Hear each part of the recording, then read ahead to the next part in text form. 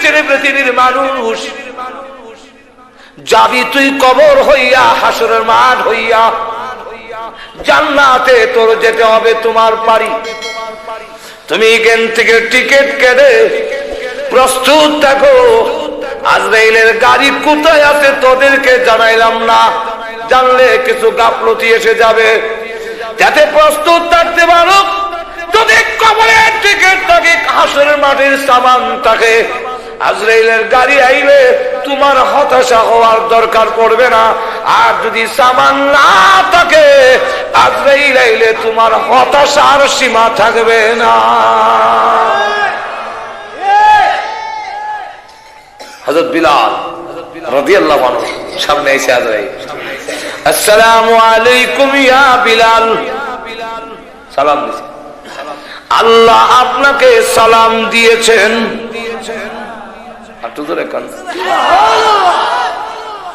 আল্লাহ বলেছেন আপনাকে আল্লাহ ভালোবাসেন। আল্লাহ ভালোবাসবেন না কেন? বেঈমান কাফেররা ব্যত্রাঘাত করে উনি জোরে জোরে আল্লাহু আহাদ বলে। হযরত আবু বকর সিদ্দিক রাদিয়াল্লাহু আনহু বলেন, জোরে কইস না, কাফেররা বেশি মারবো। উনি বলেন, বলবো না। একদিন দুই দিন ওয়াদা করেছে,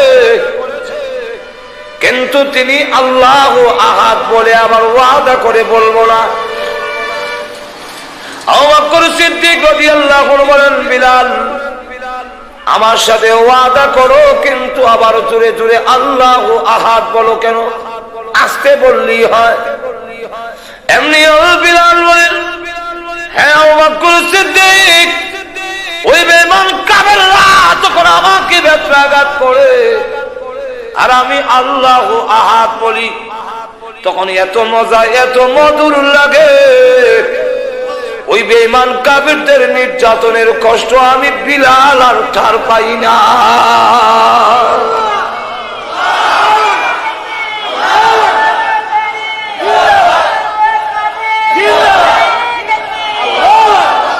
হযরত বিলাল রাদিয়াল্লাহু আনহু, তুমি আল্লাহরে তো ভালোবাসা। ও আজরাইল, যাও আমার বোন আমার বিলালের কাছে গিয়ে বলো আমি আল্লাহ তাকে ভালোবাসি। আজরাইল আলাইহিস সালাম বলেন, ও বিলাল রাদিয়াল্লাহু আনহু, আল্লাহ আপনাকে ভালোবাসেন, এই কারণে আবার বললেন না যে আগামী বৈশাখ মাস হয় না, রেডি হয়ে যান, রূহ বের করা হবে। হযরত বিলাল রাদিয়াল্লাহু আনহু বলেন, না, রেডি হওয়ার সময় দেওয়ার আমার দরকার নাই, কারণ তুমি জানো না আজরাইল মুসলমান, খাঁটি মুসলমান তার নাম যে মৃত্যুর জন্য 24 ঘন্টাই প্রস্তুত থাকে।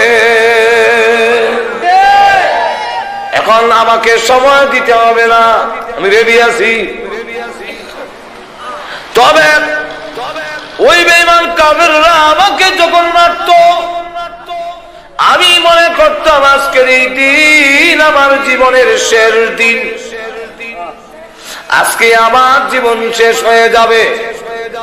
এই বলে আমার জীবন শেষ, শহীদ হয়ে যাব। কিন্তু শাহাদাত বরণ করা আমার কপালে নাই, আমার ভাগ্যে নাই, শহীদ হতে পারি নাই। তাই এখন আপনার কাছে দরখাস্ত, আল্লাহ রাসূল বলেছেন আল্লাহ যাকে ভালোবাসেন মরণের সময় যদি কোনো দরখাস্ত করে, ওই দরখাস্ত পূরণ না হইলে আজরাইল তার গায়ে হাত লাগায় না।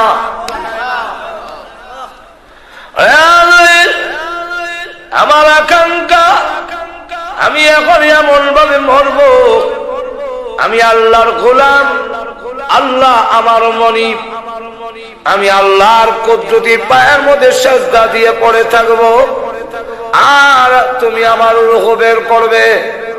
আমি এখন 4 রাকাত নামাজের নিয়ত বানবো। প্রথম রাকাতে রূহ বের করো, হাত দিও না। দ্বিতীয় রাকাতে হাত দিও না। তৃতীয় রাকাতে হাত দিও না। চতুর্থ রাকাতের প্রথম সিজদায় হাত দিও না, শেষ সিজদায় যখন পড়ব আল্লাহর কসম করে বলি রূহ বের না করা পর্যন্ত আমি বিলাল আর জমিন থেকে মাথা উঠাবো না। আমার রূহ বের করে আল্লাহ রাব্বুল আলামিন বলেন আজরাইল বিলালের দরখাস্ত মঞ্জুর হয়ে গেছে। সাজদারত অবস্থায় ওরা রূহ বের করা হলো। তাহলে 24 ঘন্টা মৃত্যুর জন্য যাতে প্রস্তুত থাকি, আল্লাহ এই কারণে আমাদের মরণটাকে লুকে রেখে দিয়েছেন। মেনে নিলাম আপনি তবলিগে গেলেন গে 3 চিল্লায়, আর বাকি আকাম কুকাম করলেন, আর গে তওবা করে নিলেন 3 চিল্লা, সব মাফ করে নিলেন, মানলাম মাফ করে নিলেন, আল্লাহ তওবা কবুল করলেন। কিন্তু 3 চিল্লা 4 মাসে আপনি কি আমল করবেন? গোশ ছাড়ো, নাচ গান ছাড়ো, মদ ছাড়ো, সব জিনা ছাড়ো, সব বেপরদা ছাড়ো, সব ছেড়ে দিয়া নামাজ পড়ো, দাড়ি রাখো, টুপি লাগাও, পাঞ্জাবি লাগাও। মরার পরে কিন্তু পাঞ্জাবি লাগাইতেই হবে, হুজুরের পোশাক তোমার লাগাইতেই হবে। জোরে কণ্ঠে হ্যাঁ ঠিক না? ওই মরার পরে লাগাইলে কোনো কাজ হইতো না, এখন থেকে লাগাও।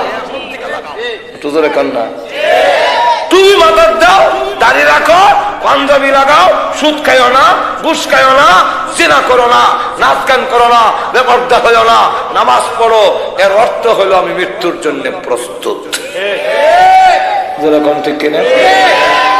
এইভাবে মৃত্যুর জন্য প্রস্তুত থাকতে পারলে আজকে মরলাম না, কালকে মরলাম না, পরশু মরলাম না, তরশু মরলাম না, এইভাবে যখন হবে তখন দেখা যাবে 60-70 বছর, 80 বছর, 100 বছর আমার মৃত্যু হইল না, কিন্তু আমি প্রতিদিনই মরণের রেডি নিলাম। এই যদি হয় তখন দেখা যাবে 60-70 বছরে আমার আমল নামায় উহুদ পাহাড়ের মতো কোটি কোটি পাহাড়ের সমান সওয়াব লইয়া আমি মহান আল্লাহর দরবারে হাজির হতে পারব। যেরকম ঠিক কিনা? এই কারণে আল্লাহ রাব্বুল আলামিন মরণটাকে লুকিয়ে রেখে দিয়েছেন, কিয়ামতকে লুকিয়ে রেখে দিয়েছেন, কাউকে প্রকাশ করেন নাই যে মৃত্যুর জন্য প্রস্তুত থাকো, যে কোন সময় তোমার কাছে মরণ এসে যাইতে পারে। এক হাদিসের মধ্যে আছে ইয়াকিফু আলাল বাব 5 মাররাত, প্রত্যেকটা মানুষের দরজায়, প্রত্যেকটা মানুষের গেটে, প্রত্যেকটা মানুষের সাথে সাক্ষাৎ করার জন্য আজরাইল 5 বার প্রত্যেকের দরজায় হাজির হয়। কবার হাজির হয়? আজকেও আজরাইল আমার সাথে 5 বার দেখা হয়েছে, আপনাদের সাথে 5 বার দেখা হয়েছে। প্রত্যেকটা মানুষের দ্বারে দ্বারে, প্রত্যেকটা মানুষের দরজায় আজরাইল যদি 5 বার হাজির হয় আর দেখা করে আমার টাইম হয়েছে কিনা, লোকে মাহফুজের ছবি লইয়া আমরা দেশের যে পেট্রোল ডিউটি করে পুলিশে, এরা কিন্তু কিছু থানার মাঝে দাগি লোক আছে, দাগি লোকের একটা লিস্ট আছে।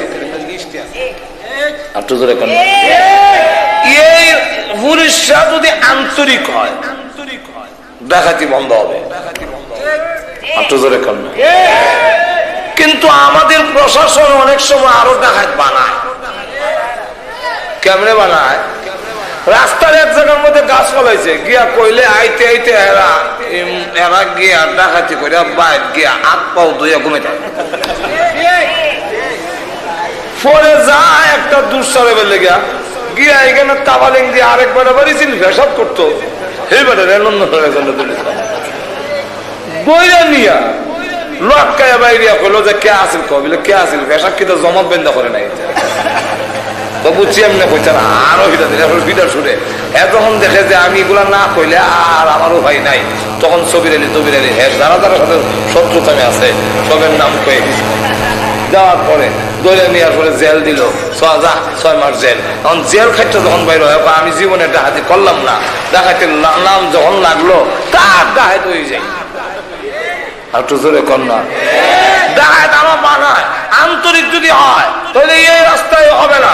এর কারণ কোন জায়গায় কোন গ্রামে কটা ডাকাত আছে, কটা ইয়ে করে, এখানে গাছ কেলা হলায়, সান্দের মুখে গাছ কেলা হলায়, ওইখানে মোল্লাবাড়ির এখানে গাছ কেলা হলায়, অমুক জায়গায় গাটুরা যাইবার আগে মীরবাড়ির এখানে গাছ কেলা হলায়, এখানে গাছ কেলা কেলা হলায়। পুলিশের তালিকা আছে, সাবধান আছে।